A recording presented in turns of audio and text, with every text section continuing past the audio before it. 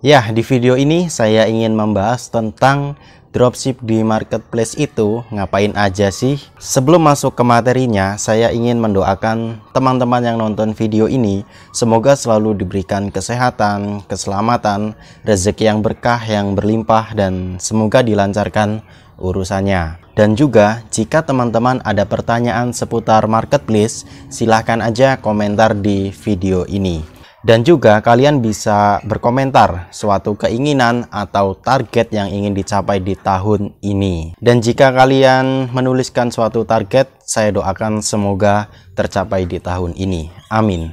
Oke, kembali ke topik lagi. Dropship di marketplace itu ngapain aja sih? Nah, saya jadi keingat dulu teman-teman, waktu saya bangun toko ya. Saya mulai jualan dropship atau jualan online ya.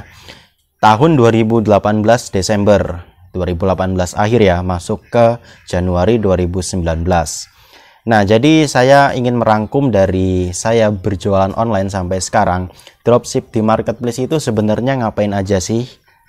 Nah, yang pertama itu saya mencari supplier teman-teman. Nah, untuk mencari supplier saya biasanya di Tokopedia ya.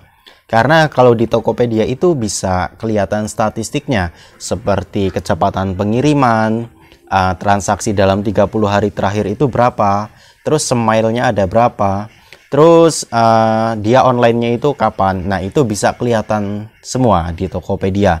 Beda dengan di Shopee atau di Bukalapak, itu tidak ada kecepatan transaksi ya, kecepatan proses tokonya dia itu kayak apa dalam 30 hari terakhir. Makanya saya mencarinya di Tokopedia karena statistiknya bisa kelihatan semua. Jika teman-teman ingin mencari supplier, saya sarankan di Tokopedia aja. Karena kalau di Shopee dan di Bukalapak itu kecepatan proses pengirimannya tidak kelihatan teman-teman dalam 30 hari. Jadi kita nggak bisa tahu ini suppliernya bagus atau enggak. Walaupun penjualannya kelihatan ya 5.000 terjual di dalam produknya itu, tetapi dalam 30 hari terakhir kita nggak tahu. Nah, sebenarnya nggak ada yang salah sih teman-teman mau di Shopee atau di Bukalapak, tetapi saya lebih menyarankan di Tokopedia karena statistik dalam 30 hari terakhir toko itu bekerja itu kelihatan semua di Tokopedia. Oke. Lanjut, yang nomor 2 itu ada upload produk.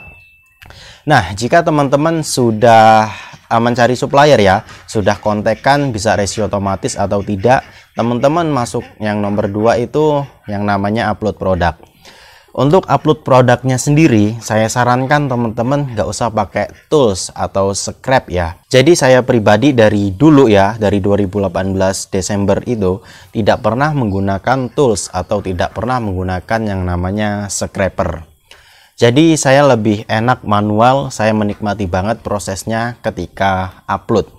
Dan saya waktu dulu itu nggak kira-kira kalau upload ya teman-teman, walaupun manual ya, saya setiap malam, setiap pagi, setiap sore itu ngupload terus. Minimal satu hari itu saya ngupload 50 produk teman-teman. Dan itu manual ya, sekali lagi itu manual, di dalam satu toko 50 produk setiap hari. Jadi saya tanpa edit foto, tanpa edit judul, dan nggak diedit sama sekali, cuman harganya aja yang dinaikkan. Itu kesalahannya ya. Jika teman-teman ingin jualan dropship, teman-teman silahkan edit foto produk. Nah, untuk teman-teman sendiri silahkan nikmati aja prosesnya ya, upload manual, nggak usah pakai scraper. Karena jika teman-teman menggunakan tools atau scraper, emang produknya teman-teman ketika upload itu bakalan naik semua, naik di halaman terbaru ya kalau di Shopee. Nah, tetapi selang beberapa jam, beberapa menit, beberapa hari ya tentunya, itu ketika produknya teman-teman turun, itu bakalan turun semua. Beda jika teman-teman menggunakan manual. Jika teman-teman menggunakan manual, ketika teman-teman upload produk, maka satu produk itu bakalan naik. Dan ketika ada jeda waktunya, misalnya 20 menit ya, nah produk teman-teman itu akan naik lagi. Walaupun yang satu turun ya, tetapi kan yang produk yang kedua naik. Nah, ketika teman-teman upload lagi produk ketiga, itu produknya bakalan naik lagi. Jadi seolah-olah kita itu memainkan algoritmanya si Shopee. Beda jika teman-teman scrap ya, ambil data dari supplier langsung upload, itu bakalan naik semua, tetapi kalau turun itu bakalan turun semua. produknya teman-teman nggak ada yang nyantol di terbaru gitu. Nah, ketika teman-teman sudah melakukan upload produk, langkah selanjutnya yang nomor 3 yaitu belajar edit foto produk atau video produk. Dulu saya berjualan nggak pernah diedit-edit teman-teman, jadi ya sama aja kayak punya supplier gitu, dan hasilnya juga cuman gitu-gitu aja ya, karena dulu belum tahu ilmunya, belum ada tutorialnya juga ya. Jadi saya cuman ngambil dari supplier langsung upload gitu aja. Tapi untuk saat ini, untuk teman-teman semua yang saya cintai ya, yang saya cintai, jangan pernah melakukan hal yang sama kepada saya dulu. Jika teman-teman mau upload produk, silahkan edit dulu, lebih baik ya, lebih baik diedit dulu. Editnya gimana mas? Editnya kamu bisa menggunakan Photoshop atau Canva. Untuk level pemula, teman-teman jika tidak tahu Photoshop, kamu bisa menggunakan Canva. Canva ini adalah tools paling mudah ya buat pemula jika ingin mendesain sesuatu. Contohnya ingin mendesain foto produk. Efeknya apa mas jika saya tidak mengedit foto produk saya? Efeknya adalah karena di Shopee ketat banget, sistem Shopee bisa melacak ya, bisa melacak foto produk yang sama itu akan diblokir.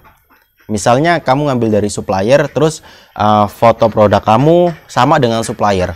Nah, yang diblokir itu produk kamu, karena kamu dikira ngambil dari orang lain gitu. Dikira ngambil produknya orang lain terus dijual ulang. Jadi alangkah baiknya teman-teman belajar edit foto dan edit video produk. Jika saya tidak bisa menemukan video produk mas, gimana nih?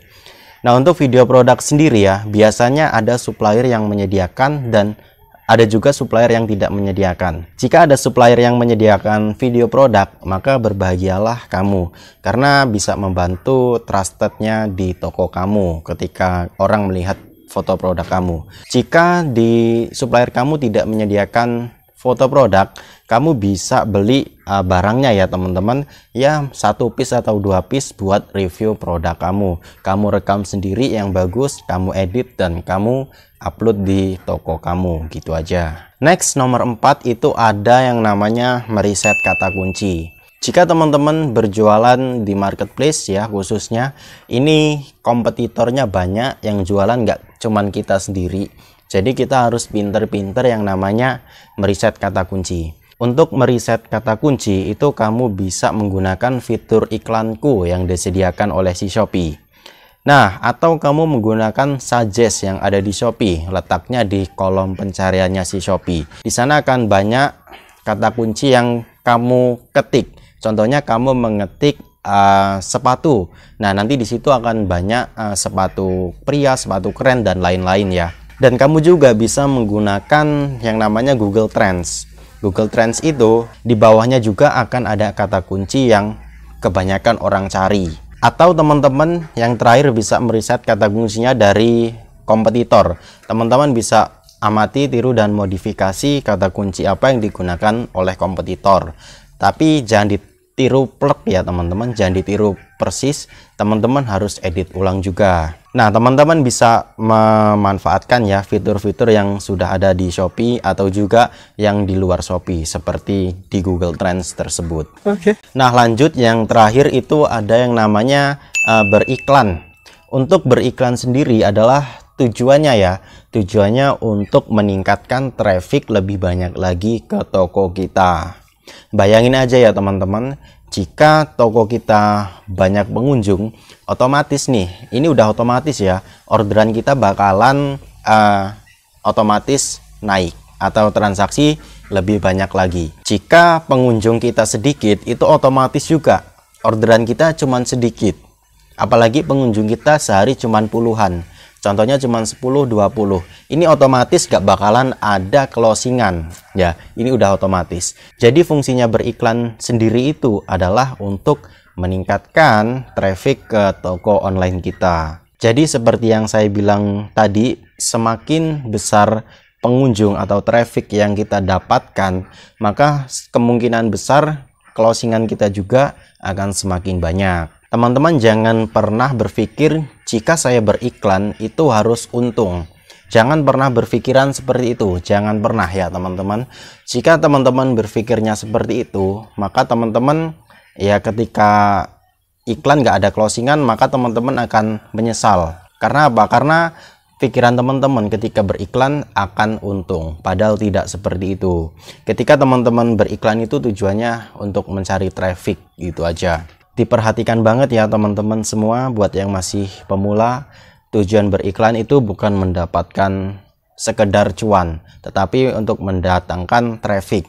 Jika teman-teman ketika beriklan mendapatkan orderan, maka bersyukurlah karena itu adalah bonus. Ya, ini adalah contoh beriklan untuk toko baru atau teman-teman yang masih pemula. Jangan takut beriklan, boncos nggak apa-apa, tetapi kamu tetap dapat data ya.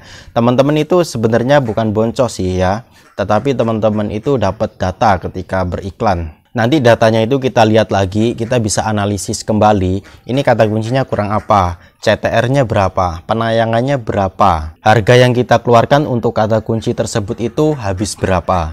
Nah, nanti kelihatan semua, kita bisa analisis kembali di toko kita. Nah, sebenarnya ini dari kelima-limanya ini sudah ada di channel YouTube saya, teman-teman. Kamu bisa cari aja ya, dari mencari supplier, unggah produk atau upload produk, terus editing foto, terus yang keempat itu ada yang namanya meriset kata kunci, dan yang kelima itu ada yang namanya beriklan. Jadi teman-teman bisa mencari di channel saya, ketik aja beriklan, nanti bakalan muncul video-video yang membahas tentang beriklan. Teman-teman mencari foto produk, mau edit ya, ketik aja edit foto produk, nanti bakalan muncul video saya ya, ketika teman-teman mencarinya di channel saya. Ini aja dulu yang bisa saya sampaikan kepada kalian semua. Jika ada kurang atau ada salah, saya mohon maaf. Dan jika teman-teman semua ada pertanyaan seputar marketplace, silahkan berkomentar aja di video ini. Siapa tahu saya bisa bantu. Saya doakan semoga teman-teman semua diberikan rezeki yang berkah, yang berlimpah, dan semoga teman-teman semua dilancarkan segala urusannya oleh Allah Subhanahu wa Ta'ala. Saya Ilen Bagus Prasetyo mengucapkan wassalamualaikum warahmatullahi wabarakatuh.